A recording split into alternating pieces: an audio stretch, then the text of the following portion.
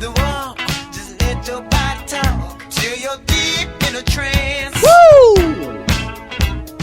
You don't need no partner. I gotta let this one ride out, y'all. You can walk all alone. You gotta put your Stacey Adams on for this one, y'all. Come on. Just let your body move. I gotta let it ride out. Hey, everybody walk your body. what y'all know about that? What do y'all know about the time and the walk? I had to go there. Welcome to the Mack Lessons Radio Show, everybody. My name is Mr. Tariq Elite Nasheed. Glad to be of service to you. We're going to chop up some very good game today. Today's show is brought to you by TariqElite.com. That's where you can get sunglasses and cologne because summertime is right around the corner. So it's time to get your smell good on. It's time to get your eyewear on deck. And today's show is brought to you by ThomasLogisticsLLC.com. All my people out there in the Arizona area, if you need moving services, all your moving needs, you need to go to ThomasLogisticsLLC.com. And today's show is also brought to you by HeadhuntersGear.com. Summertime is coming, so you need to get your gear on deck, HeadhuntersGear.com. And today's show is brought to you by the Players Retreat. That is my lecture that I'm doing. You'll join me live in Miami, August 6, 2011 at the Miami-Dade County Auditorium. Players Retreat, we're going to have it on and popping down there in Miami. You guys can get your tickets at Ticketmaster.com and type in Tariq Nasheed and get your tickets for the Miami lecture. Fly on down. We're going to have a ball on August 6th. And today's show is brought to you by the Hidden Colors DVD. Go to hiddencolors.film.com to get the Hidden Colors DVD and step your game up. Now let me put on some Mackin music so we can chop up some good game on today's show. Now today's show is going to be a deep show, everybody, so I want everybody to just sit down and just get real comfortable because we're going to get real deep on today's show. Today's show is going to be a very deep one. On today's show, I want everybody to put on their thinking caps because we're going to chop up some deep game. And I'm going to talk to my African and African American folks in particular because this is really for you.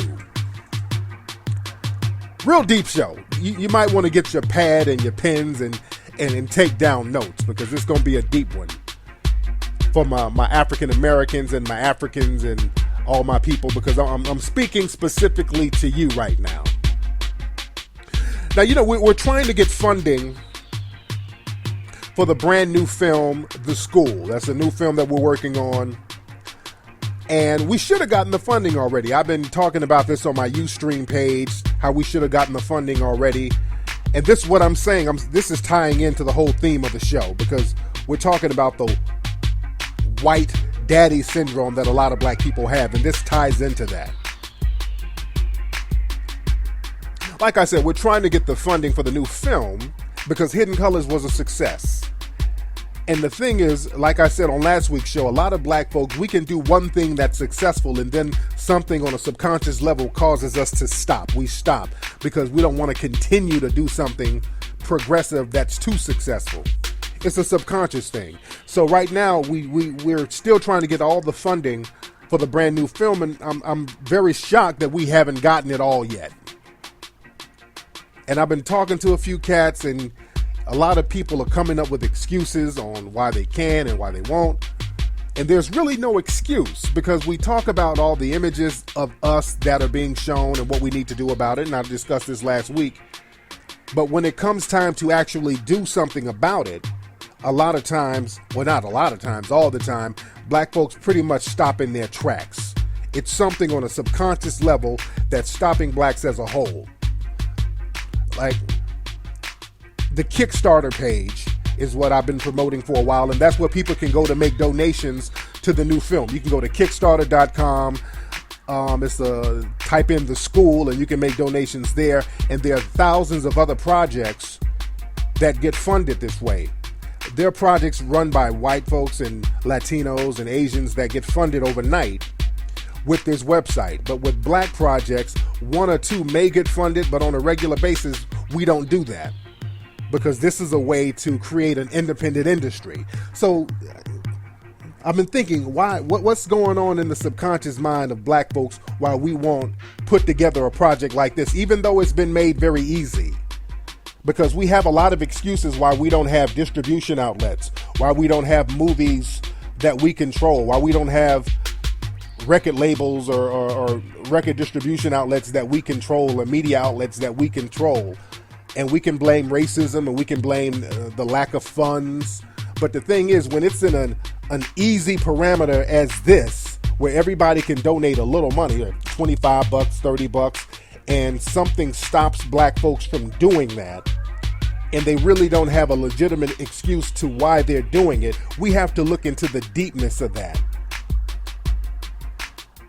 I'm all about getting into the psyche of a collective, because I've been, I like to chop up game with Dr. Frances Cress Welsing, and she's so deep, and listening to her, that makes me think deep. So what's going on in the subconscious collective of black folks that stops them from supporting or even creating independent projects where we're not dependent on other people? Because that's the whole purpose of me getting this thing going on. The school, Hidden Colors was a success. It was a success, and it was a very fast success. We put it together very quickly, and we got it out there, and it was a success in spite of all the odds.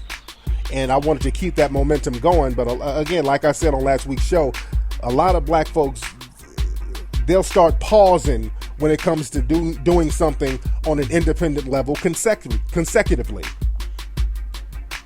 So what's going on with that? We need to get into that. Why do we do that? Why do you drive through black neighborhoods and don't see too many successful black businesses, if you see a black business at all? What's the psyche behind that? I was at the swap meet a couple of weeks ago, and I was talking about this on Ustream. In Los Angeles, we have something called the Slauson Swap Meet. It's like in some cities they call them flea markets. The swap meet is like an indoor shopping place. It's a bunch of different booths where people sell clothes, shoes, jewelry. They sell a whole bunch of different stuff. And it's people who they've talked about the Slauson Swap Meet and rap records. And I went down to the Slauson Swap Meet because, I had a cold last week, and I was getting some of my licorice sticks from the African guys. There are a few African cats out there who sell these sticks, these roots that I like to chew on for, to clear my throat. So I'm down there, and I'm observing things. I went to my main African cat. He didn't have the roots that I like. He ran out, so he directed me to another guy further on down the hall in the swap meet that may have some. I went to the other guy who was another African. He didn't have any, but he directed me to another guy who happened to be an African who did have the roots that I like. So while I was there walking around to these different booths, I made an observation. Now this was it was like a Friday, and the Slauson Swap Meet is right smack dab in the middle of South Central Los Angeles. It's right in the middle, the heart of South Central. Nothing but black customers, packed with black folks, 100% black customers. That's the only people who shop there are black folks. You may see a Mexican cat every blue moon shopping there, but for the most part, nothing but black folks, packed with black folks buying any and everything. At the swap meet, at the Slauson Swap Meet, there are only 3 black businesses there. Out of all the booths, there's dozens and dozens and dozens of booths at the swap meet. There's only 3 black-owned ones. Those 3 are owned by Africans. So basically, there are no African-American shops at the swap meet. Every last one of them are owned by Asians or Latinos. And to put icing on the cake, all the Asian shops, they have 0 black people working for them. Not one. All the Asian clothes shops and the jewelry shops and the shoe shops, every single one of them have either other Asians or Latino people working for them. So you have all these non-black people, except the 3 African shops, right in the heart of a black community with 100% black customers, getting 100% of the black money, and the black folks ain't owning a goddamn thing. And I'm looking at this, and it defies logic, because I'm thinking to myself, if I live down here, and I used to live in South Central a long time ago, but I live way out in the suburbs now. And if I lived out here, if this is what I'm thinking, I would just get a booth. A booth at a swap meet is no more than $500 a month. In some cities, you can get a booth at a swap meet for like $70, $80 a month. And get some wholesale clothes and resell them, just like everybody else is doing. I'm like, what the hell is stopping cats from doing that? How come so many people are here spending money and no brothers or American brothers then got themselves a booth? You can put that $500 down and open up a barbershop at the swap meet, cut hair, make your money back 10 times over in one day. You can open up a tattoo shop. Black folks have so many skills. All you have to do is just set up shop somewhere and display your skills and make money off your skills. As simple as that sounds, out here smack dab in South Central Los Angeles, nobody's doing that. If there are brothers out here who know how to do tattoos, spend $500 to open up a booth and do tattoos, or open up a booth and hire a dude who knows how to do tattoos. This stuff is not rocket science. And even if you don't have skills, hell, if you are a cat who can draw, open up a t-shirt shop where you draw shit on t-shirts, something. But even if you don't have skills, you can just wholesale shit. Go wholesale some rims and then resell them and make you a profit. There's so many things to do, but cats won't do it. And you have to look into the psyche of that. How come black folks aren't doing simple shit when it comes to being independent? When it comes to thinking independent and not being dependent on a system outside of the black community, what is it on a subconscious level that's stopping black folks? Black Americans. And when I'm saying black folks, I mean black Americans, because Africans, they don't have that mentality. Africans come over here and they get to handling business because they don't have the same psyche that black people in America have. So what's going on with black folks? And this is all around the country. You rarely see too many black businesses. You rarely see black businesses when it's so easy to do it. And when I was talking about this on Ustream, somebody was like, well, man, they won't let you open up a booth at the swap meet. That's bullshit. That's total bullshit. If you have the money, the deposit or whatever, money talks. They'll let you open up a business any damn where. That's a bunch of bullshit. It's an excuse. And a lot of times black people like to depend on the racism excuse, but racism is not holding nobody back as far as starting their own business. So we can get off that. Racism is not holding anybody back. So what the hell is it? What's stopping cats from opening up businesses? What's stopping cats from forming distribution outlets on an independent level? What's wrong with black folks stopping themselves from supporting film projects that are independent of the mainstream system? What's that? And we have to come to the conclusion, because we can say a whole bunch of shit, but at the end of the day, do you know what it is? And I want my black folks to really listen up, because this is something we never talk about. You know what it is, black folks, why we stop at a dime, or black folks as a whole, as a collective? Not all, I'm not talking about my conscious people, but the black collective, we stop at a dime when it comes to being self-sufficient. Black folks do it because deep down on a subconscious level, black folks love being dependent on white folks. I just had to go ahead and say it. We know it on a certain level.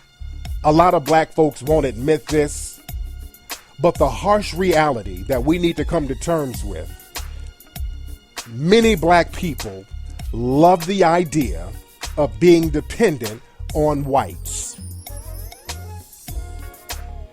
I want that to sink in, and you tell me if I'm telling a lie right here on the Mack Lessons Radio Show. Everything that the black collective does in this country is based on slavery. Most of the behavior, most of our social patterns were learned during slavery. And I've talked about this before. Most of the stuff that we do comes directly from slavery.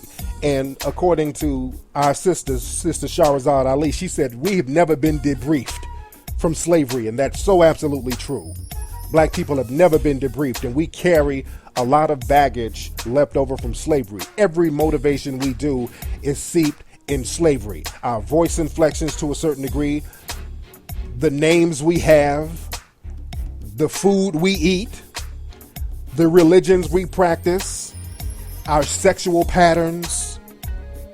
You know what I'm saying? And I talked about this before. When you have a bunch of women having babies by a bunch of different dudes, that's from slavery. When you have a bunch of niggas banging broads, knocking them up and then bouncing, that's a slave characteristic.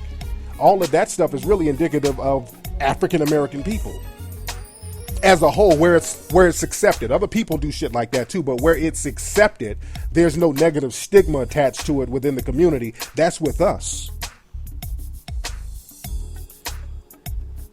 And the thing is, man, also in slavery, the most envied slave was a slave with a white father.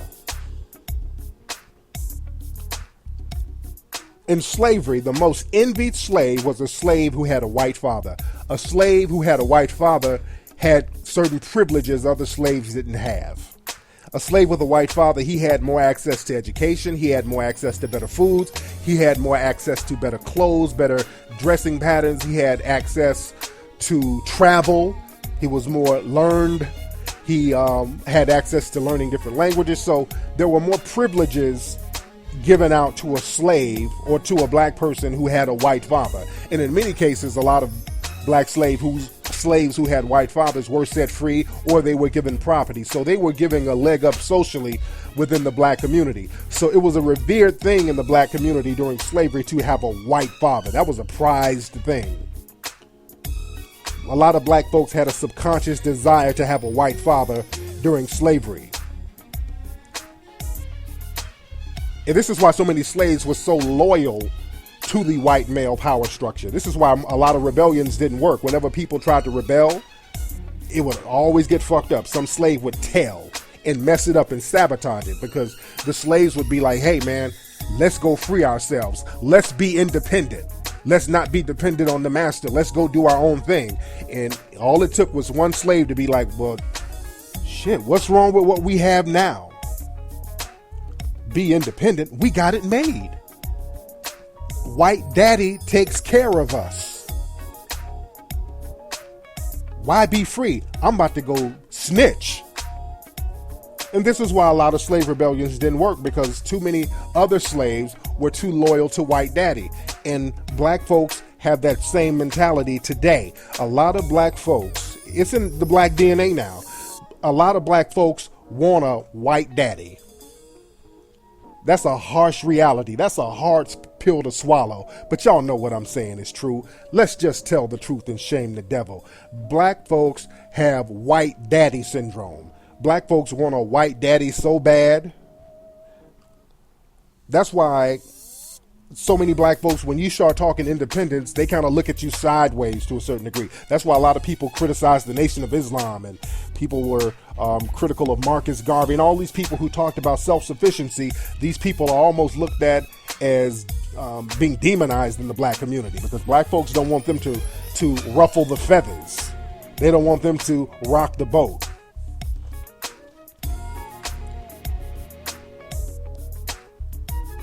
But the thing is, I'm motivated by independence. I can do business, and it's fine to do business.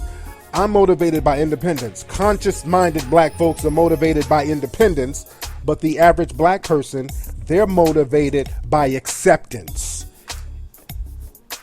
A lot of black folks want to be accepted by the proverbial white daddy. They want to be accepted. Damn independence. When you talk independence, that turns them off. They want white daddy to accept them. That's why black people feel so good when they get certain job positions, and they love bragging about being the first at a certain job. I was the first black at my firm. I was the first black at the country club. I was the first black in that fraternity. A lot of black folks in America get off on that, and you know it's true. We're not talking about all, but the majority of us, we have that mentality in America. And that keeps black people as some secondary citizens all day. Black folks wanting white daddy to pat them on the head and say, good boy. Good job, good boy. That's what black folks want. They want a pat on the head from white daddy. And again, we can't blame racism. White folks are not to blame for us not getting our shit together, for us to not be independent. White people are not to blame for that. We can sit up and say, well, we've been held back, and white folks aren't stopping you from picking up a book and educating yourself and learning some game. White folks are not stopping you from pooling your resources together with other black folks, starting your own thing. White folks aren't stopping you from getting your own business popping off. They are not to blame. A lot of black folks do use that racism shit as a crutch. And again, I'm the first one to point out anything racist coming from anywhere, because I don't let it slide. People, if they do something racist, they should definitely be checked. But a lot of brothers out here, you'll blame racism on things that you have the power to control. Nobody's stopping you from doing certain things. Nobody stopped us from doing Hidden Colors for years, and certain people are shocked that a movie like Hidden Colors has never been done, while a lot of the major so-called black Hollywood people never done a movie like that, Hidden Colors. It had to be done on a grassroots level. Nobody was stopping us from doing that. That's why it was so easy, and it was a lot of hard work, but we did it very quickly. We just pooled our shit together and we did it, and we got it knocked out, and it was a great project, and it was a great success. But as you notice about Hidden Colors, man, what's funny about that, you guys notice no mainstream black media gave us any publicity with Hidden Colors. With Hidden Colors, we got no mainstream press, no TV, no radio, no black magazines, nothing. And the movie was still selling out all across the country on a grassroots level. Why do you think Hidden Colors didn't get any love from the black press? And people are saying that this is one of the best documentaries ever, addressing black issues, but the black so-called press didn't touch it. You know why they didn't touch it? Because the film was really it was the epitome of black independence, black self-sufficiency. And the black media is the total opposite of self-sufficiency. The black media is totally dependent on the system. That's their bread and butter. So the last thing they're going to do is promote a film that goes against what they're doing. This is why we get inundated with coonish images all day and all night from the so-called mainstream black media. Because their goal is to not help you become independent. It's to cater to your desire to want to be dependent. And again, like I said, black folks want to be dependent on the white power structure because it's the white daddy subconscious issues that black folks have. It's the white daddy fetish. You want to worship a white daddy. You want to cater to a white daddy. That's why black folks up in church all the time. Church, you get to praise white daddy. Jesus represents white daddy. I hate to ruffle the feathers of Christians out there, but that's what it is.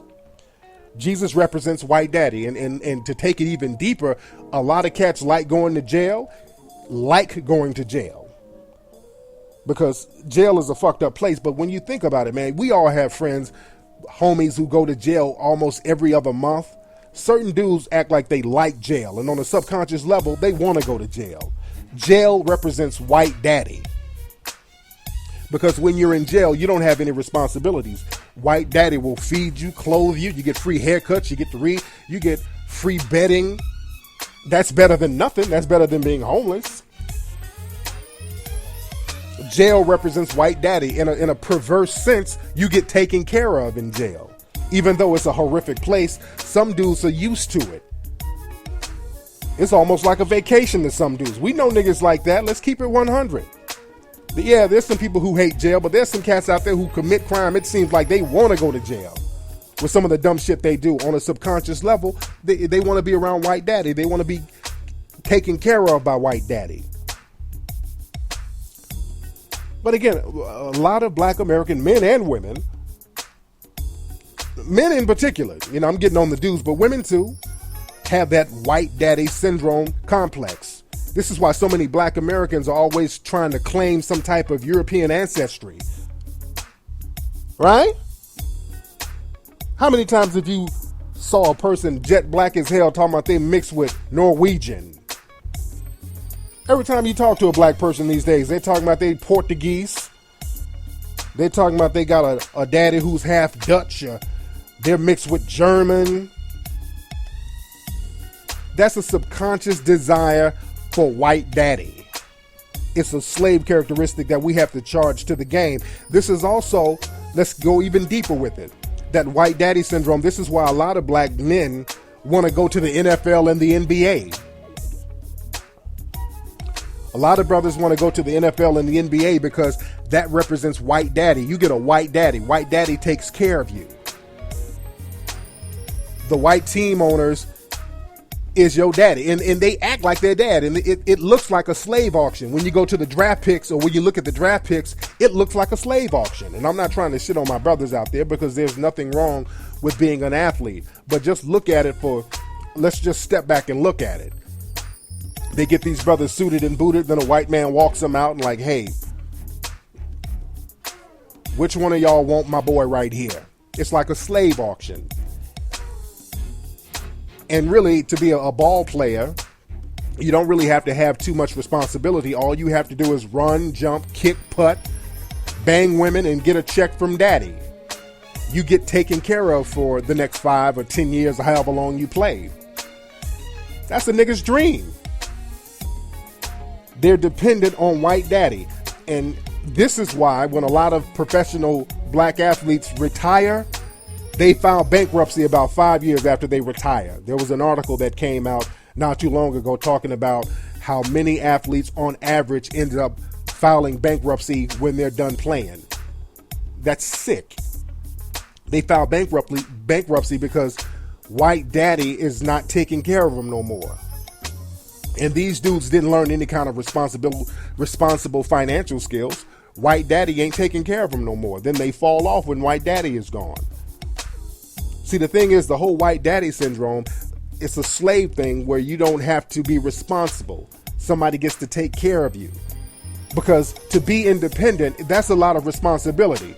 This is why when black folks talk about being independent, talking about getting something popping, talking about raising money for an independent project, black folks start,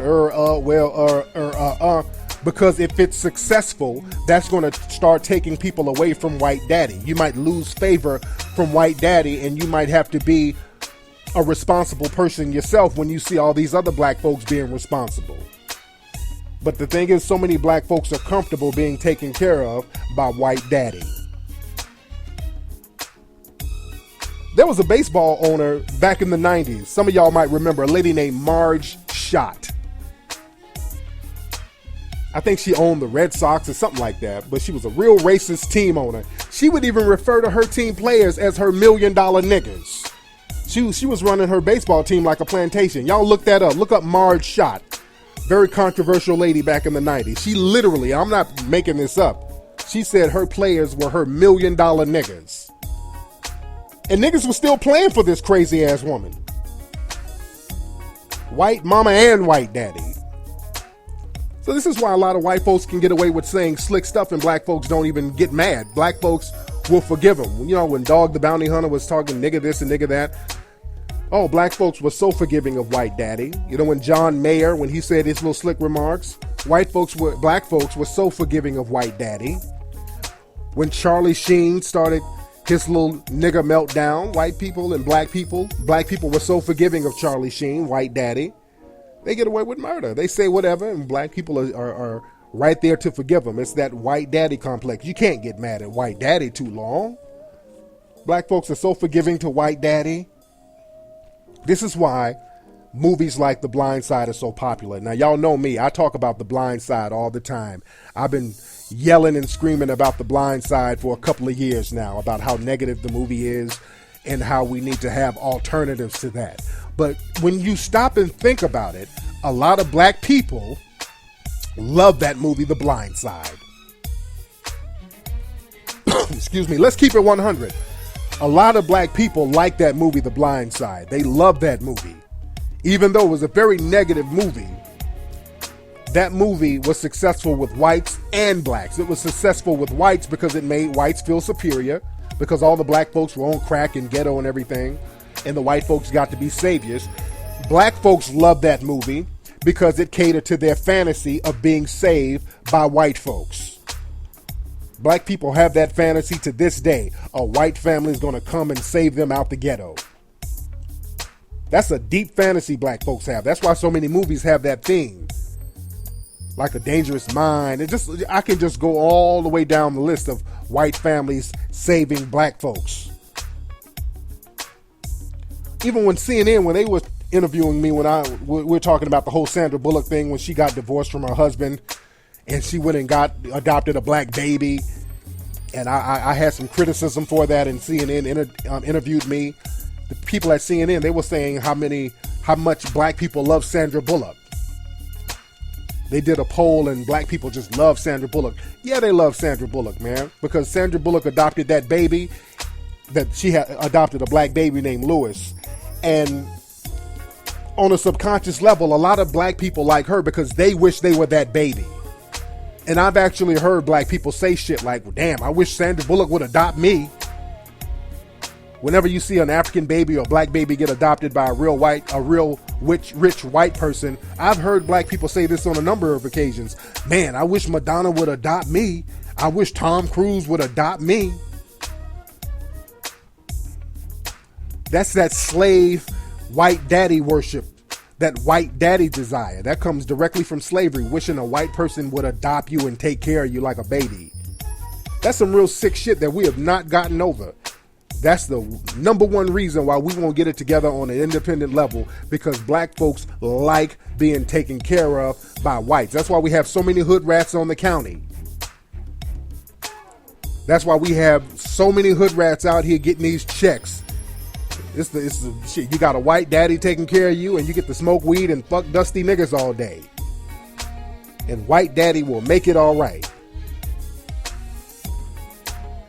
And also, that's why TV shows like Webster and Different Strokes were so popular. These shows were popular because they catered to a desire that a lot of whites liked and a lot of blacks had. A lot of whites liked the idea of owning some little black folks that they can control. You can control your niggers, and it makes you feel superior. And black folks like Different Strokes, and that was a very popular show when it was out, with all audiences, because again, it catered to a desire that a lot of people had in the black community, which was a white family, a white man is going to come and adopt you and take care of you and lavish you with gifts, and you can just be loyal. You're just like a pet nigga. Y'all go back to the show I did about pet niggas. A lot of black folks have that pet nigga fantasy, that white daddy worship fantasy. And you know you do. I mean, a lot of black folks are not going to admit this. That's the thing. Black folks won't admit it on a conscious level.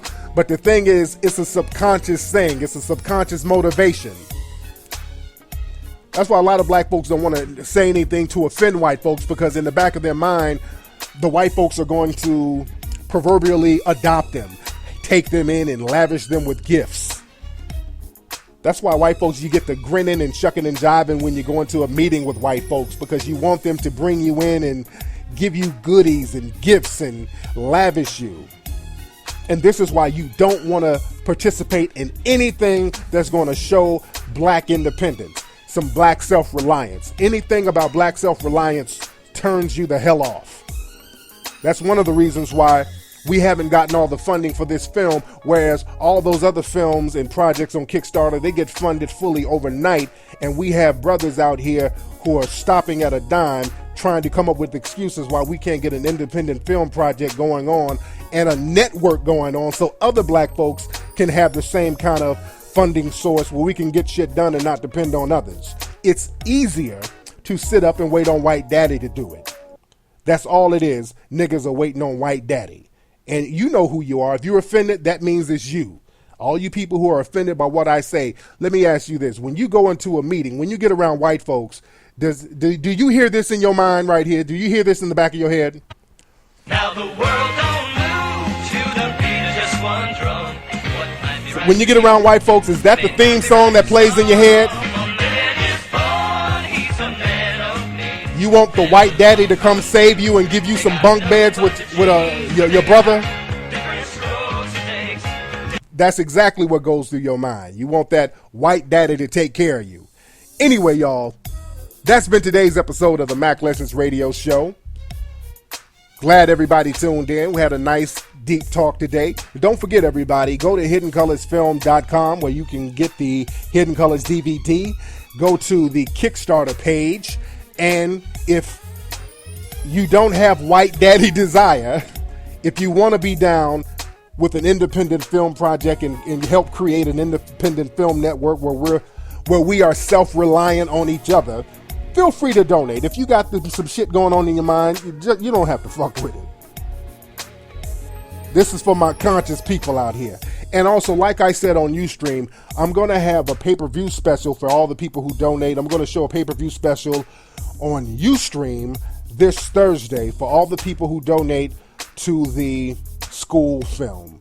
So what I'm going to do, Thursday, I'll email everybody a certain password where they can get into the Ustream page, and only people with the password can get in and watch the pay-per-view special on Ustream. Because last time I tried to send people links and that became a real big headache. So we're just going to have one showing on Ustream, a pay-per-view special for all the people who donate. So get that together. Hit me up at info@tariqelite.com if you have any questions. Hey, much peace, much love, much respect, everybody. Holla at you. Peace.